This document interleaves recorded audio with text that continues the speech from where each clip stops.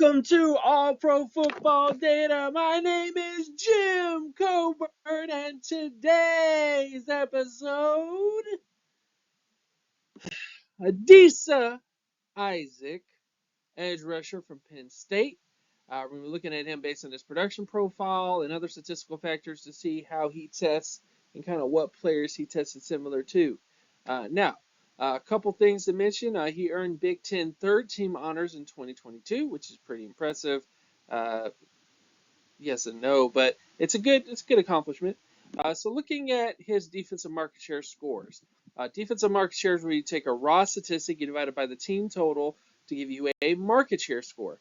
That transformed statistic is then ranked against positional peers to give you a percentile score, and then that score is adjusted for their age to give you the defensive market share scores. Looking at Isaac, he did not test the best in terms of his overall production. He had a 60 percentile solo tackle production score. He had a 40 percentile sack score and a 60 percentile tackle for loss score. When you look at the all-pro averages at the position since 1989, they're in the 90-plus percentile in most of those categories. The Pro Bowl areas are in the 80-plus percentile. Starter areas are in the 70-plus percentile.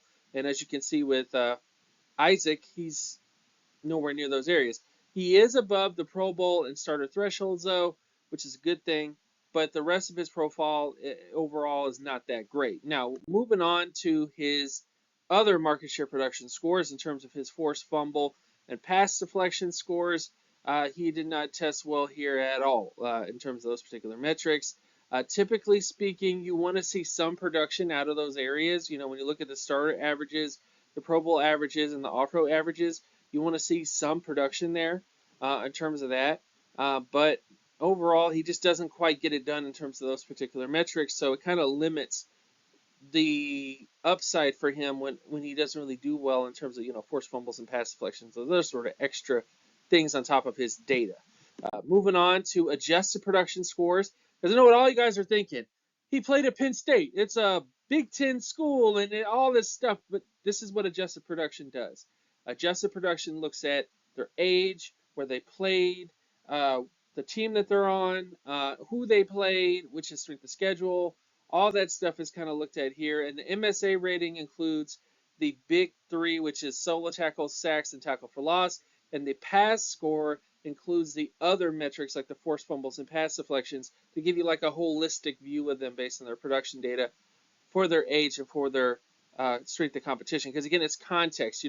How productive were they for their level of competition? How productive were they for the team that they were on? And how productive were they for their age? It adds context to that production to give you a better idea about how they performed.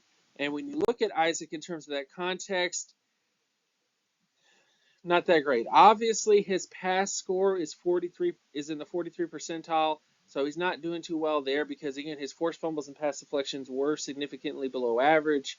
But his MSA rating was in the 60 percentile, and his age score was 67 percentile, which are not bad numbers to be, but they're closer to starters than All-Pro or Pro Bowl players. When you look at the averages at the All-Pro position and the Pro Bowl position, they're typically much younger players with better overall production for the most part.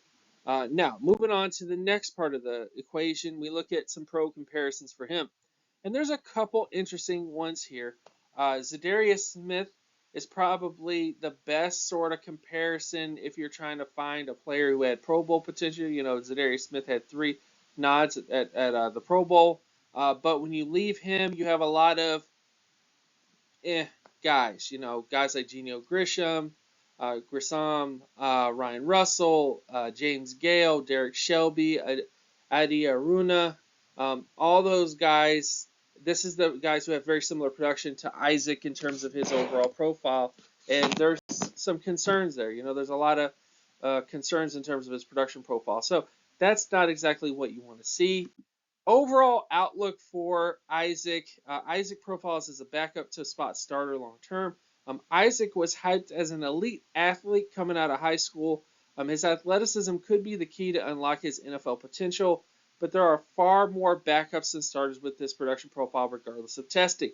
So regardless of how you feel about Isaac as a pass rusher, he did play at a high-end school. He does have these other sort of things that, could potentially push him into being a starter somewhere. But how he's going to perform as a starter is another thing entirely. And it's not to say that he won't have any NFL success.